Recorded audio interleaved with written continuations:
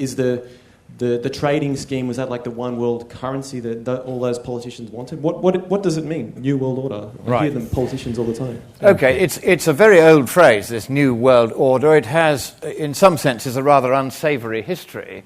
It's one of the things that the Freemasons of 400 or 500 years ago used to advocate. What they thought was that there should be a ruling elite consisting of themselves. We in the elite find it more agreeable that way.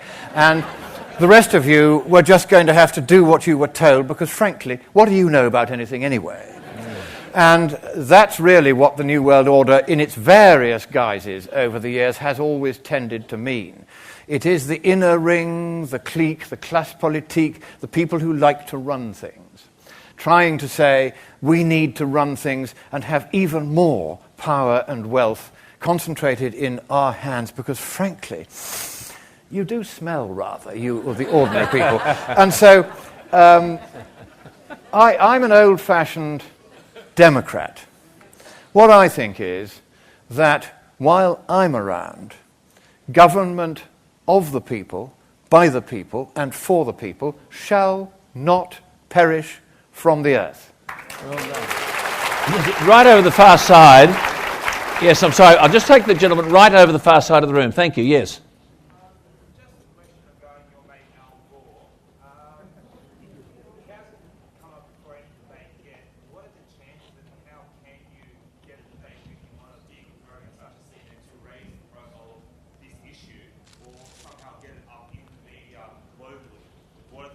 What's the best way of doing that?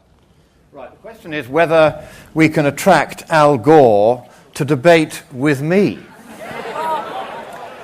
Hands up, all those of you who think for one moment that Al Gore is likely to agree to any such challenge. However, what we are going to do is we're going to try to approach a few seriously rich people, and we're going to try and make him an offer we think he can't be seen to refuse.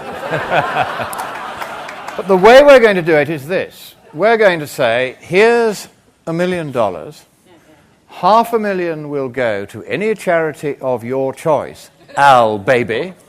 And the other half will go to a charity of Monckton's choice, Al baby.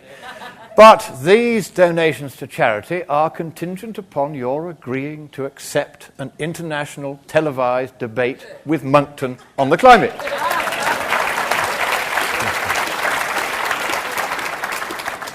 I'll keep you posted. I'll keep you posted. The lady right across at the other side of the room. I think it's a lady. No, it's a gentleman, is it? Thank you. The one with his hand up. Sorry.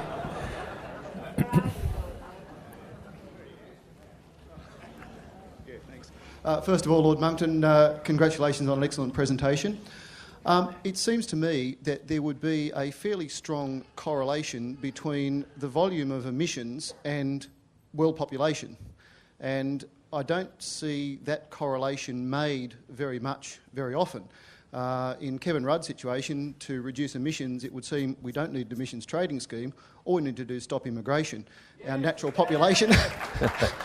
Our natural population growth is somewhat less than 2, so population would decline, emissions would cap problem, if there is one, solved. Could you please give us your thoughts on that and why we don't see those two Thank you. arguments? Now, this is one of the most difficult policy questions that anyone has to deal with. On the one hand, we live in prosperous, relatively wealthy countries. Most of us do quite well, one way or another. But of course, most of the people who want to move into our countries come from countries where they are considerably poorer than us, and they are therefore what are called economic migrants. They want to come here because they want a better standard of life, something which, on the whole, one doesn't really want to deny them. So how to square this circle? The answer is this. The one thing you do not do to address the problem of population increase in the poorer countries, which is far more rapid than population increase in the richer countries, is to make sure that the poorer countries have the chance to become richer. Because as they become richer, then without any of these ghastly interventions like artificial contraception or abortion or one-child policies or shooting the second child or sterilizing the parent, all these compulsory things which are so nasty, without any of that, if you raise the standards of living of the poorest, then the population will tend towards stability. If you allow them to burn fossil fuels to generate electricity, that's the cheapest way to get them out of poverty.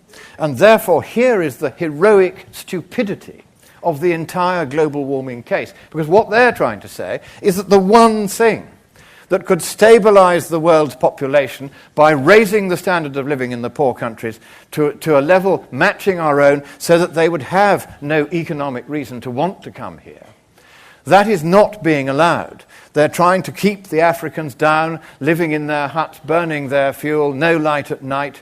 And of course, that will keep them in poverty, and therefore it will keep them at a rate of reproduction which is considerably greater than the capacity of the land in which they live to support them. And that is how cruel it is.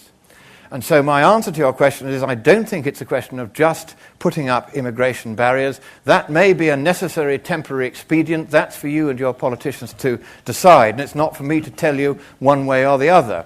What I can say is that if we do not address the problem of poverty by getting electricity into the poorer countries so that they've all at least got light, heat, X-rays, and something to do at night, other than go to bed and make babies, if we don't address these problems, and these are, I know it's laughable, but it is in fact sometimes as simple as that, if we don't lift these people out of poverty by letting them burn fossil fuels all that they need, then that is when you will get the pressures from the poorer countries to move into the richer countries and then destabilize our populations. We have that problem in Britain now. I know how it feels, but we have to deal with this in a much wider and maturer sense than just putting up immigration barriers. Thank you. Thank you. There's a call just over there. Yes, sir. Yes, the gentleman down. Thank you. Yes. Yep. Given that water reaches its maximum point of density at 4 degrees centigrade, what relevance does putative sea ice melting have to putative increase in sea? Right, sea level rise. Sea level share. Yes, certainly. The answer is you can do a very simple experiment, which I sometimes do on stage, where you take a glass of water, you put a very large lump of ice in it so that the ice is floating, and then you fill the glass up until it makes exactly level with the rim of the glass, and then you stand it there under the light and just let it melt. And at the end of that process of melting, the level of the water will be exactly the same as it was before. This is Archimedes' theory of displacement. It's completely straightforward, and you don't need to get into the question of the precise point at which density of water at atmospheric pressure of sea level is. You don't have to worry about any of that. If that sea ice melts, it will not increase sea level by a single millimetre.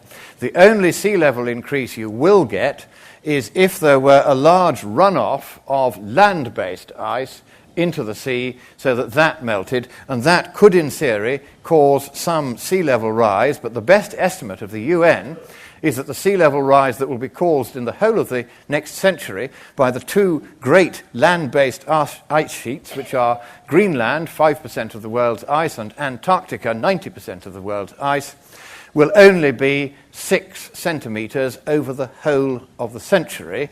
That is provided that no major instabilities in any of those ice sheets become evident. However, although the British Antarctic Survey and Dr. Dale Jensen in Greenland have been trying to say that major instabilities are evident, I've not seen any good evidence that these instabilities are at all serious or unnatural yet, and I'm sure that if Ian Plimer thought there was, he would chip in here and say what he thought. Thank you.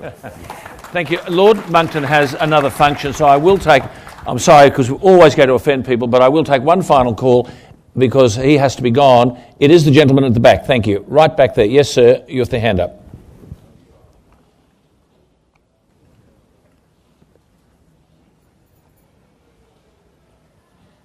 Thank you very much for your presentation. We've given the politicians a fairly solid stick tonight in regards to this global warming. But I put it to you that over the last period of time,